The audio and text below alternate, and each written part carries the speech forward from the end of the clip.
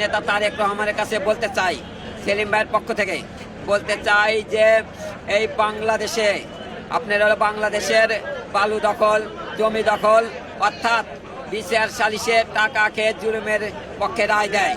যে আমরা চাই যে এইগুলা কাজ যেন না করতে পারে, সকল জায়গায় যেন আমরা লড়তে পারি। আর আপনি সারা বাংলাদেশের সকল সংসদ সদস্যের বলবেন যেন এই বাংলাদেশ যেন একটা দুর্নীতিমুক্ত বাংলাদেশ হয়।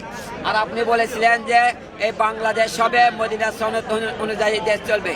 কাজে এটা একটা মুসলিম কান্ট্রি দেশ, অধিকাংশ মানুষ মুসলমান। কাজে আপনার কাছে বলতে চাই বাংলাদেশের প্রত্যেকটি মুসলমান যেন 5 ওয়াক্ত নামাজ পড়ে।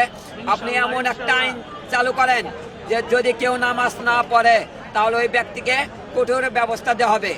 আর যেখানে দুর্নীতি হবে, চাঁদাবাজ হবে, বালু দখল হবে, জমি দখল হবে, তাদের বিরুদ্ধে আপনি কঠোর একটা ব্যবস্থা করবেন। এটা আপনার কাছে প্রত্যাশা আগামীতে।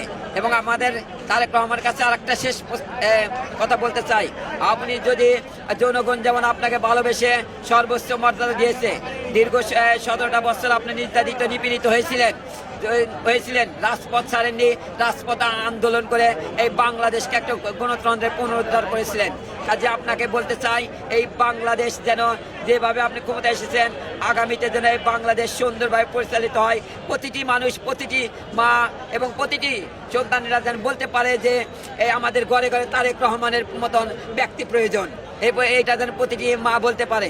কাজে আপনার কাছে এটাই প্রত্যাশা করি যে আগামী বাংলাদেশ হবে দুর্নীতি মুক্ত বাংলাদেশ, আগামী বাংলাদেশ হবে চাঁদাবাজ মুক্ত বাংলাদেশ, আগামী বাংলাদেশ চলবে মদিনা সনদ অনুযায়ী এই দেশ মুসলিম কান্ট্রি দেশ।